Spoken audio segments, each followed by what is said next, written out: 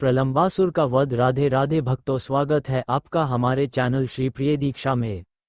विनाशकारी अग्नि को बुझाकर श्री कृष्ण पुनः अपने परिजनों, मित्रों, गायों, बछड़ों तथा बैलों से घिरकर और उनके गायन से महिमा मंडित होकर वृंदावन में प्रविष्ट हुए, जो सदैव गायों से परिपूर्ण रहता है। जब श्री कृष्ण तथा बलराम वृंदावन में ग्वालों तथा गोपियों के मध्य जीवन का आनंद लूट रहे थे, तो क्रमशः ग्रीष्म ऋतु आ गई। भारत में ग्रीष्म ऋतु का कोई स्वागत नहीं करता, क्योंकि वहां इस मौसम में अत्यधिक गर्मी पड़ती है, किंतु वृंदावन के सारे लोग प्रसन्न थे, क्योंकि वहां ग्रीष्म ऋतु वसंत की भांति प्रकट हुई थी। ऐसा श्री कृष्ण तथा बलराम के वहां रहने के कारण हो सका, क्योंकि वे दोनों ब्रह्मा तथा शिव के भी नियामक हैं। वृंदावन में अनेक झरने हैं, जिनसे निरंतर पानी गिरता रहता है और उनकी ध्वनि इतनी मीठी होती है कि इसमें झींगुरों की झनकार दब जाती है। सर्वत्र जल बहने के कारण वन सदैव अत्यंत हरा भरा तथा सुंदर दिखता है। वृंदावनवासी सूर्य की झुलसाने वाली गर्मी से या अधिक ताप से कभी भी विचलित नहीं होते थे। वृंदावन की झीलें हरी घास से घिरी रहती हैं और उनमें कहलार, कंज और उत्पल जैसे नाना प्रकार के कमल पुष्प खिलते रहते हैं, और वृंदावन में बहने वाली वायु कमल के सुवासित मकरंद कणों को अपने साथ ले जाती रहती है। जब यमुना की तरंगों, झीलों तथा झरनों के जल कण वृंदावनवासियों के शरीर का स्पर्श करते थे, तो उन्हें स्वतः शीतलता का अनुभव होता था। अतः वे ग्रीष्म ऋतु के द्वारा तनिक भी विचलित नहीं होते थे। वृंदावन सुरम्य स्थल है। यहाँ सदैव फूल खिलते रहते हैं। यहाँ अनेक प्रकार के अलंकृत हिरन भी रहते हैं। पक्षी कलरव करते हैं, मयूर कूचते और नाचते हैं तथा मधुमक्खियां गुंजन करती हैं, कोयलें पंचम स्वर में गाती हैं। अतः आनंदकंद श्री कृष्ण वंशी बजाते अपने अग्रज बलराम तथा अन्य ग्वालबालों एवं गायों को साथ लिए वृंदावन के सुंदर वन में वातावरण का आनंद लेने के लिए आए। वे वृक्षों के नव किसलियों के बीच गए, जिनके पुष्प मोरपंखों जैसे थे। उन्होंने इस पुष्पों की माला पहनी और केसर रज से विभूषित हुए। कभी वे नाचते और गाते, तो कभी वे एक दूसरे से कुश्ती लड़ते। जब श्री कृष्ण नाचते तो कुछ ग्वालबाल गाते और कुछ बांसुरी बजाते, कुछ श्रृंग बजाते, कुछ ताली देते और श्री कृष्ण की प्रशंसा करते, हे बंधु, तुम बहुत सुंदर नाचते हो। वस्तुतः ये सारे बालक देवता थे, जो स्वर्गलोक से श्री कृष्ण को उनकी लीलाओं में सहायता करने आए थे। ये देवता ग्वालबालों के वेश में श्री कृष्ण को नाचने में प्रोत्साहन दे रहे थे, जिस प्रकार एक कलाकार दूसरे की प्रशंसा करके प्रोत्साहित करता है। तब तक श्री कृष्ण तथा बलराम का मुंडन संस्कार नहीं हुआ था, अतः उनके बाल कौओं के पंखों की भांति इकट्ठे हो गए थे। वे अपने मित्रों के साथ सदा आंख में चौली खेलते या परस्पर लड़ते भिड़ते रहते। कभी कभी जब उनके मित्र कीर्तन करते तथा नाचते होते, तो श्री कृष्ण उनकी प्रशंसा करते, मित्रों, तुम लोग अत्युत्तम नाच तथा गायन कर रहे हो। लड़के बेल और गोल गोल आमल की फलों को गेंद बनाकर खेलते।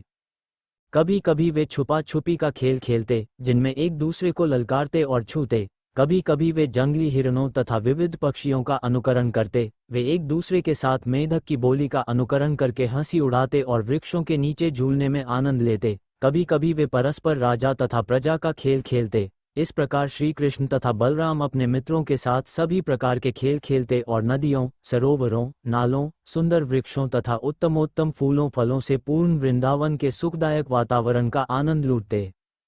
एक बार जब वे सब अपनी दिव्य लीलाओं में लीन थे, तो प्रलंबासुर नामक एक असुर उनकी टोली में बलराम तथा श्री कृष्ण दोनों को चुराने के उद्देश्य से घुस आया। यद्यपि श्री कृष्ण एक ग्वालबाल का अभिनय कर रहे थे, किंतु श्री भगवान के रूप में वे भूत, वर्तमान तथा भविष्य सब कुछ जानते थे। अतः जब प्रलंबासुर उनकी टोली में घुस आया, तो श्री कृष्ण सोचने लगे कि इस असुर का किस तरह वध किया जाए, किंतु बाहर से वे उससे मित्र रूप में मिले और कहा, प्रिय मित्र, अच्छा हुआ कि तुम हमारी लीलाओं में भाग लेने आए हो। फिर श्री कृष्ण ने अपने समस्त मित्रों को बुलाकर आज्ञा दी, अब हम अपनी अपनी जोड़ी बनाकर खेलेंगे और जोड़े में ही रहकर ललकारेंगे। इस प्रस्ताव के साथ ही सारे बालक एकत्र हो गए। कुछ बलराम की पाली में हो लिए और कुछ श्री कृष्ण की पाली में, और अपनी अपनी जोड़ी के साथ खेलने लगे। इसमें हारे हुए खिलाड़ी को अपनी पीठ पर विजयी खिलाड़ी को चढ़ाना होता था, जिस प्रकार घोड़ा अपने मालिक को चढ़ाता है। वे खेलने लगे और भांडीर वन से होकर जाते समय साथ साथ गायें चराते रहे। श्रीडमा तथा वृषभ सहित बलराम की टोली विजयी हुई। अतः श्री कृष्ण की टोली को इन सभी को अपनी पीठ पर बैठाकर भांडीर वन से होकर जाना पड़ा। भगवान श्री कृष्ण ने हारने के कारण श्रीडमा को अपनी पीठ पर चढ़ाया और भद्रसेन ने वृषभ को, इस खेल का अनुकरण करते हुए ग्वालबाल के रूप में आए प्रलंबासुर ने बलराम को अपनी पीठ पर चढ़ा लिया। प्रलंबासुर असुरों में सबसे अधिक महत्वपूर्ण था और उसने अनुमान लगा लिया था कि ग्वालबालों में श्री कृष्ण ही सर्वाधिक शक्तिमान है। श्री कृष्ण की टोली से बचने के उद्देश्य से प्रलंबासुर बलराम को दूर ले गया।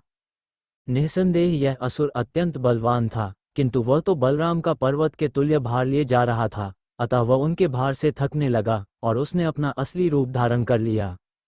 अपने इस रूप में वह सुनहरे मुकुट तथा कुंडलों से सुशोभित था और ऐसा लग रहा था मानो विद्युतमय बादल चंद्रमा को धारण किए हो।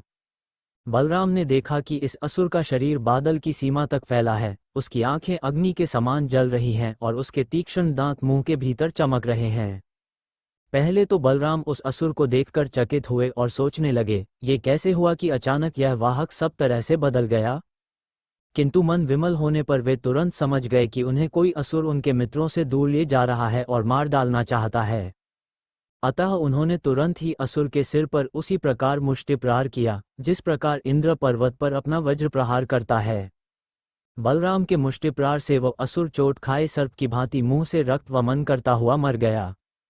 जब असुर गिरा तो उसने भीषण गर्जना की, मानो इंद्र के वज्र प्रहार से विशाल पर्वत गिरा हो। तब सारे बालक उस स्थान की ओर झपटे।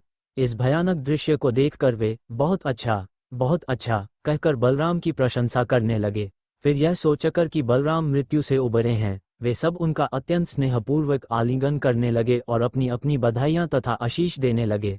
स्वर्गलोक के सारे देवता अत्यंत प्रसन्न हुए और उन्होंने बलराम के दिव्य शरीर पर पुष्प वर्षा की। इस महाअसुर प्रलंबासुर को मारने के लिए उन्हें आशीष तथा बधाइयां भी दीं।